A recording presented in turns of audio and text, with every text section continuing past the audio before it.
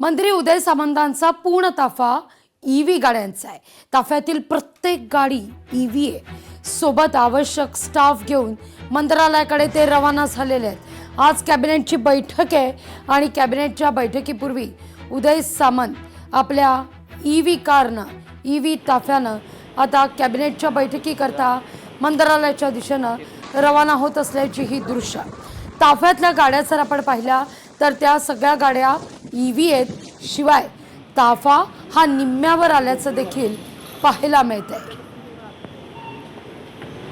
पंतप्रधान नरेंद्र मोदी यांनी केलेल्या आवाहनानंतर राज्यात तातडीनं याची अंमलबजावणी झाली।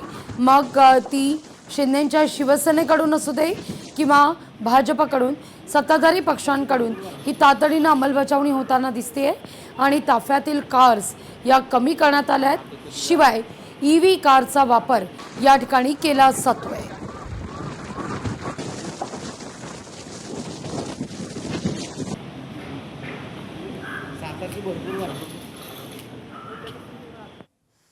माऊलींच्या पालखीचं 8 जुलैला प्रस्थान आहे।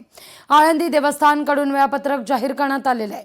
ज्ञानबा तुकाराम असं म्हणत माऊलींची पालखी 8 जुलैला पंढरीच्या दिशेनं प्रस्थान करेल।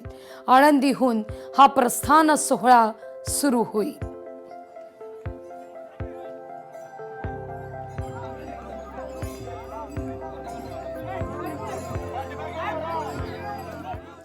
Virar Alibag multi model corridor आणि या कॉरिडॉर भूसंपादनातील शेतकऱ्यांना दिलासा आहे।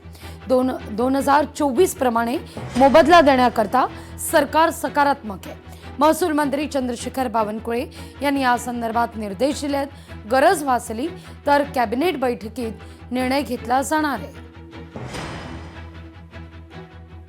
2024 ला जो मोबदला दिला गेला त्यापेक्षा कमी मोबदला दिला जाईल असं शेतकऱ्यांना सांगण्यात आलं। त्यामुळे या विषयाची एक विशेष बैठक राज्याचे महसूल मंत्री चंद्रशेखर बावनकुळे साहेब यांच्या दालनात आयोजित करण्यात आली होती आणि या बैठकीमध्ये सविस्तर चर्चा झाली। शेतकऱ्यांच्या भावना मांडण्याचा आपण प्रयत्न केला। आदरणीय महसूल मंत्री साहेबांनी यात सकारात्मक निर्देश दिलेले आहेत आणि खालच्या यंत्रणांना सूचित केलंय की तिथली वस्तुस्थिती जी आहे, शेतकऱ्यांच्या भावना ज्या आहेत त्या विषयाचा एक वस्तुनिष्ठ अहवाल तातडीनं पाठवण्याचे निर्देश महसूल मंत्री महोदयांनी त्या ठिकाणी दिलेले आहेत। लोकशाही मराठी ऐका, पहा, जागरूक रहा।